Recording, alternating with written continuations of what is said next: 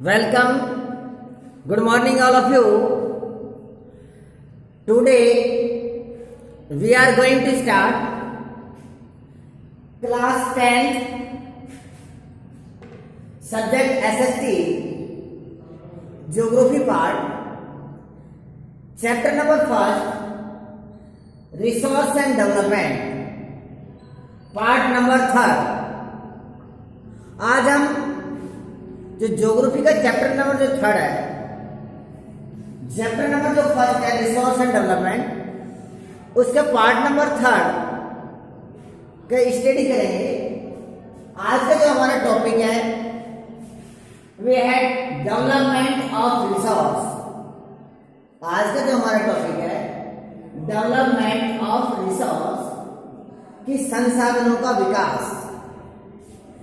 We have learn in this chapter the meaning of the resource, type of resource. Now we discuss the development of resource कि संसाधनों का विकास क्यों जरूरी है, हमें क्या करना चाहिए संसाधन विकास। अब मोस्टली हम देखते हैं कि हमारी जो प्रकृति में जितने भी संसाधन है वे हमारे एक नेचुरल गिफ्ट है। वे हमें प्रकृति एक गिफ्ट के रूप में हमें प्रदान करती है, प्रोवाइड करती है। लेकिन ये हमारी इच्छा है कि हम उसका कितना उसका यूज कर पा रहे हैं, हम उसका माइंडली और जुडिशियसली इसका यूज कर पा रहे हैं नहीं। तो उसी को हम देखते हैं कि इसके अंदर कुछ प्रॉब्लम्स है कि उसका हम अच्छी तरह से यूज नहीं कर पा रहे हैं। जैसे indiscriminate and non-judicious use of resource has led to the following major problem. It means हमारे जो प्रकृति में जो नेचर में जो हमें एज ए गिफ्ट के रूप में जो रिसोर्स मिले हैं उनको हम यानी कि एक माइंडली अच्छा दिमाग लगाकर या उसको अच्छी तरह से यूज नहीं कर रहे गुड वे में, उसके सामने कुछ प्रॉब्लम है। क्या प्रॉब्लम है? फॉलोइंग मेजर प्रॉब्लम कि संसाधन में रिसोर्स में कुछ प्रॉब्लम क्रिएट हो रही है। कौन कौन सी प्रॉब्लम है? तो there are the 3 main problems. यहां पर 3 प्रॉब्लम्स है, 1, 2 और 3। ये 3 प्रॉब्लम्स है, 1, 2 और 3। फर्स्ट प्रॉब्लम्स जो हमारे इन्वायरमेंट्स में या हमारे द्वारा ह्यूमन बीइंग के द्वारा की जा रही है वह डिप्लीमेशन ऑफ रिसोर्स। डिप्लीमेशन ऑफ रिसोर्स यानी जो रिसोर्स है उसका यानी कि अच्छी तरह से यूज नहीं किया जा रहा, सही यूज नहीं किया रहा। क्योंकि ग्रेड ऑफ द फील्ड जो ग्रेडी पर्सन है, जो लालची व्यक्ति है, जो स्वार्थी व्यक्ति हैं, उनके हाथों में ये संसाधन आ गया है। इसलिए डिप्लीमेशन ऑफ द रिसोर्स, संसाधनों का एक तरह से हम कह सकते हैं निम्नीकरण हो रहा है, उसका यानी कि सदुपयोग नहीं हो रहा। ये बड़ी एक प्रॉब्लम है। तो फर्स्ट प्रॉब्लम क्या होगी कि डिप्लीमेशन ऑफ रिसोर्स। क्यों? क्योंकि ग्रेडी जो पर्सन है, जो लालची व्यक्ति हैं, उनके हाथों में आ गया। फॉर एग्जाम्पल, अगर किसी एनी पर्सन को अगर उसको फ्यूल चाहिए तो निश्चित रूप से वे फॉरेस्ट में जाएगा और कटिंग द वुडन, लकड़ी को काट के लेके आएगा और जलाएगा। या जैसे फर्नीचर बनाना है तो फर्नीचर के लिए उसको लेकर आएगा। तो ये क्या है? एक ग्रेडी पर्सन ऑफ इंडिया, कुछ व्यक्तियों के हाथ में ही ये ऐसी स्थिति हो रही है।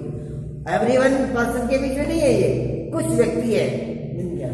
सेकंड प्रॉब्लम है accumulation of resource in few hand divided the society ना between the rich and poor.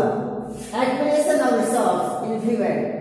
अब आज जो हमारी नेचर के अंदर जितने भी हमारे नेचुरल प्लांटेशन है या रिसोर्स है, वे रिसोर्स एवरी पर्सन के बीच में नहीं है। तो किसमें है? Accumulation of the resource in few hand, कुछ व्यक्तियों के हाथ में है, यानी कुछ व्यक्तियों के हाथ में ही है, सभी व्यक्तियों के हाथ में नहीं है। इसीलिए जो हमारी सोसाइटी है, जो हमारा समाज है, वे उसको दो भागों में बट गया है, एक रिच पर्सन और सेकंड पुअर पर्सन। क्यों? कि जो रिच पर्सन है, धनी व्यक्ति है, उसका कहीं सोसाइटी में अधिक दबदबा होता है। अगर वे इलीगली वर्क करता है, जैसे आपसे जैसे फॉरेस्ट में जंगल से लकड़ी काटता है अपने यूज के लिए, हो सकता है वे फ्यूल के लिए हो आपका, या अपने फर्नीचर बनाने के लिए हो, तो उसको क्या कि कोई प्रेस नहीं कर सकता, उसको कोई उसके ऊपर कोई कंट्रोल नहीं कर सकता। लेकिन अगर एक पुअर पर्सन वही नेचुरल प्लांटेशन का डिफॉरेस्टेशन करता है, तो डिफॉरेस्टेशन करता है तो उसके ऊपर भी कानून कार्रवाई होती है, लेकिन रिच पर्सन के ऊपर ऐसा कम होता है, ऐसा कम देखने में आता है।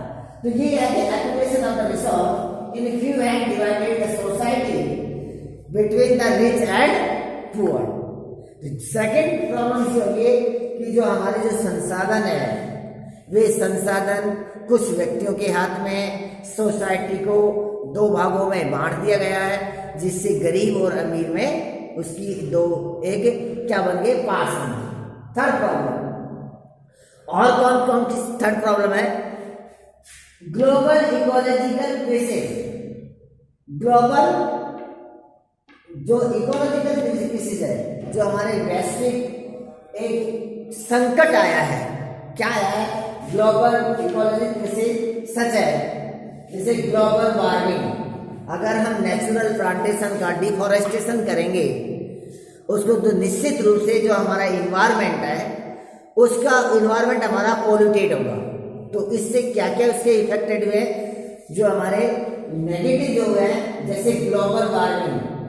ग्लोबल वार्मिंग भूमंडलीय तपन, आज जो हमारा टेम्परेचर जो बढ़ रहा है और ग्लेशियर स्मेल्टिंग हो रहा है, ग्लेशियर पिघल कर रहा है, तो ग्लोबल वार्मिंग।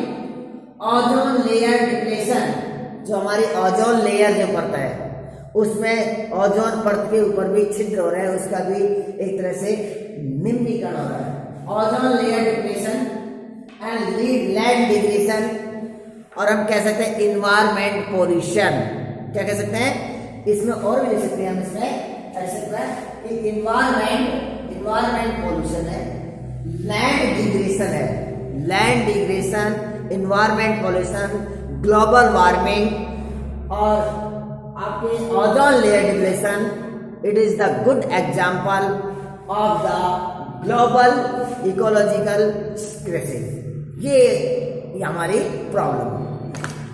तो ये हमारे 1, 2 और 3 ये हमारे डेवलपमेंट और जो हमारे जो रिसोर्स है, हमारे रिसोर्स की कुछ प्रॉब्लम क्रिएट हो रही है, जिसमें ह्यूमन बीइंग का डायरेक्टली और इनडायरेक्टली कहीं ना कहीं उसका है।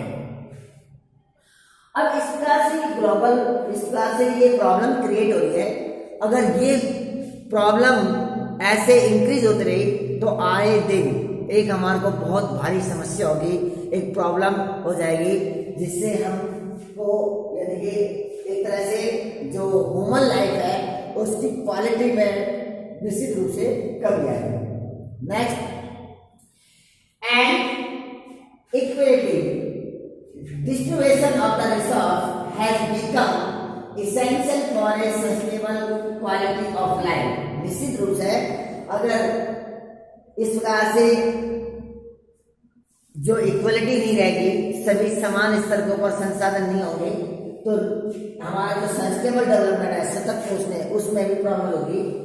The quality of the life, जो ह्यूमन बीइंग की जो क्वालिटी है, जीवन जीने की जो गुणवत्ता है, तो उस गुणवत्ता में भी क्या होगी, कमी आएगी। यानी हर व्यक्ति जो अपना जीवन जिएगा उसको एक अच्छी तरह से अच्छे ढंग से उसको जीवन नहीं जी सकता। जैसे अगर मान लीजिए इन्वायरमेंटल पोल्यूशन होगा, तो निश्चित रूप से हर व्यक्ति को ऑक्सीजन की कमी होगी, हर व्यक्ति को फ्रेश एयर नहीं मिल पाएगी, वाटर नहीं मिल पाएगा। तो ये क्या है, ये प्रॉब्लम्स है। तो sustainable quality of life and global piece, और विश्व शांति भी बहुत जरूरी है। ग्लोबल पीस भी बहुत कंपलसरी है, ग्लोबल पीस। तो फिर क्या करना चाहिए, therefore resource planning is essential for sustainable existing of all form of life. इसलिए क्या जरूरी है हमें, इसलिए हमें ये जरूरी है कि अगर ऐसी कंडीशंस हो जाए तो उस कंडीशंस के लिए देयरफॉर रिसोर्स प्लानिंग, हमें संसाधनों का प्लान करना चाहिए, एक प्लान बनाना चाहिए कि हमें हमारे फ्यूचर में क्या प्लान होगी। अगर ऐसे ही संसाधनों का डिप्लीशन होता रहा, उसका एक तरह से अनाधुंध उसका यूज किए गए, तो ये तो हमारे रिसोर्स हैं वे डिस्ट्रॉय हो जाएंगे, कुछ व्यक्तियों के हाथ में आ जाएंगे, सभी व्यक्तियों को उसको नहीं मिल पाएंगे।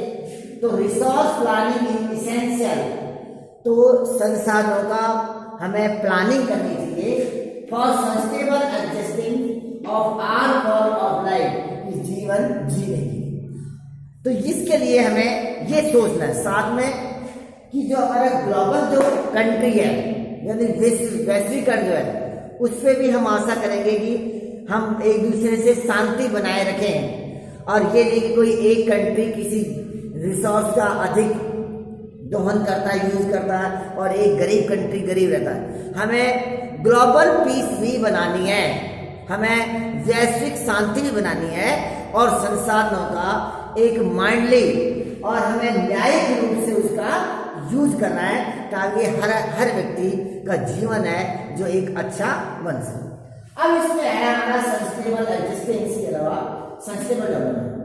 अब देखते हैं कि what is the meaning of the sustainable development. Dear students, it is a important topic for your examination, sustainable development. अब हम देखते हैं कि सस्टेनेबल डेवलपमेंट है क्या, what is the meaning of the sustainable development. Sustainable development को बोलते हैं सतत पोषणीय विकास। सतत means continuous, sustainable means continuous, और डेवलपमेंट मीन्स विकास। कि विकास हो, लेकिन कैसा हो, कंटिन्यू विकास हो।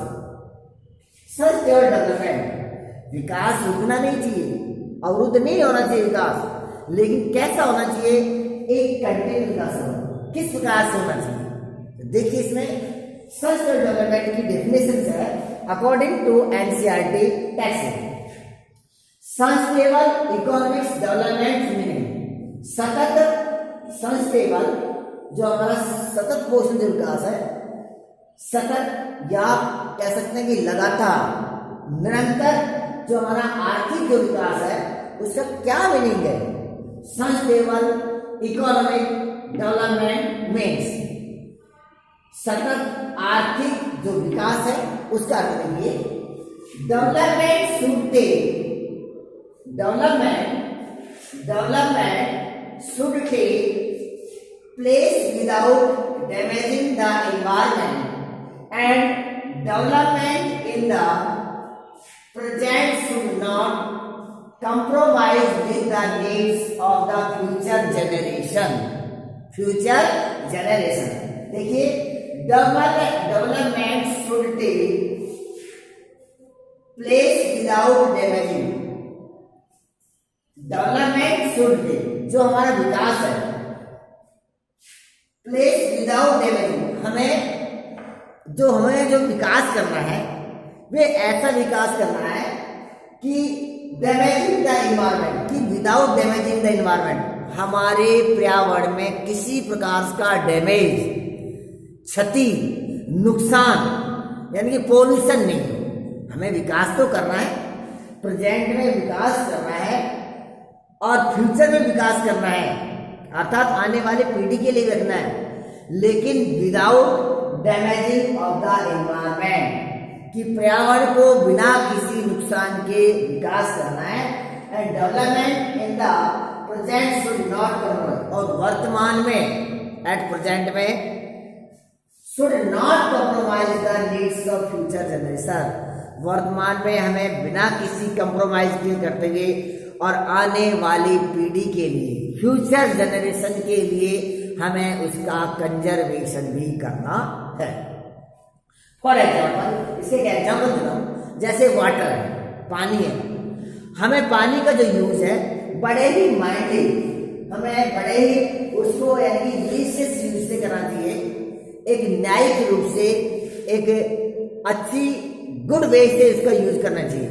ये नहीं है कि मान लीजिए किसी पास में वाटर की पर्याप्त मात्रा है और किसी रीजन में पानी की कमी है। For example western part of the Rajasthan, mostly western part of Rajasthan dry area है, वेस्टर्न पार्ट है ड्राई एरिया है compare to the eastern part. अब मान लीजिए ईस्टर्न पार्ट में पानी की अधिक मात्रा है और वेस्टर्न पार्ट में पानी की मात्रा बहुत कम है, तो ईस्टर्न पार्ट को ये नहीं चाहिए कि उसको पानी को वेस्टेज करें, जो उनकी नीड्स हैं अकॉर्डिंग टू द डेफिनेशन, जो उसकी नीड्स हैं, नीड्स के अनुसार उसका यूज करें और शेष बचा हुआ जो वाटर है वे फ्यूचर जनरेशन के लिए करें without the damaging of the environment. और पानी को यूज भी करना है और किसी प्रकार से हमारा एनवायरनमेंट में कोई भी पोल्यूशन नहीं होना चाहिए।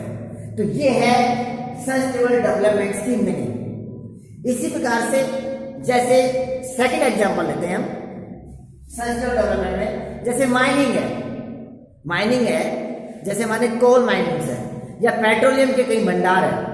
अब उस पेट्रोलियम को या कोल माइनिंग है, अब उसको हम माइनिंग करेंगे तो निश्चित रूप से अगर हम उसकी माइनिंग को ज्यादा डीपली करेंगे तो हमारा एनवायरमेंट का क्या होगा, एक पोल्यूशन होगा। लेकिन जरूरी भी है हमें माइनिंग करना, तो हमें एक ऐसे गुड मेथड से माइनिंग करना चाहिए जो हमारी नीड्स है, हमारी नीड्स भी फुलफिल हो जाए और साथ में हमारे एनवायरमेंट को भी कोई नुकसान नहीं हो और नेक्स्ट जो फ्यूचर जो जनरेशन है उनके लिए भी हमारे पेट्रोलियम के जो रिजर्व है, जो स्टॉक है, वे कंजर्वेशन होने चाहिए। तो ये है हमारा सस्टेनेबल डेवलपमेंट। आप समझ गए होंगे, I hope that you will the understand. आप समझ गए होंगे कि मैं क्या कहना चाह रहा हूं कि सस्टेनेबल डेवलपमेंट ऐसा विकास है जो वर्तमान में अपना विकास करना without damaging of the environment और फ्यूचर जनरेशन के लिए इसको कंजर्वेशन करना, सेव करना, यही है सस्टेनेबल डेवलपमेंट। अब इस प्रकार के सस्टेनेबल डेवलपमेंट को अचीवमेंट्स करने के लिए कुछ हमारे एग्जाम्पल्स हैं जो हम जैसे रियो डी जेनेरो अर्थ समिट 1992 और एजेंडा 21 उसका डिस्कशन करेंगे, जो नेक्स्ट वीडियो में हम उसका डिस्कशन करेंगे। तो ये था आज का वीडियो डेवलपमेंट ऑफ रिसोर्स कि हमें संसाधनों की जो हमारा विकास है उसमें कौन कौन सी प्रॉब्लम क्रिएट हो रही है और उस प्रॉब्लम का हमें सॉल्यूशन कैसे करना चाहिए ताकि जो ह्यूमन जो क्वालिटी है वो लाइफ क्वालिटी बनी रहे और ग्लोबल पीस बनी रहे। आपको ये वीडियो कैसे लगा? अगर कोई भी आपको इस वीडियो में प्रॉब्लम हो, कुछ क्वेरीज हो, तो आप कमेंट्स करना, आपकी हर प्रॉब्लम का सॉल्यूशन किया जाएगा। Okay, thank you.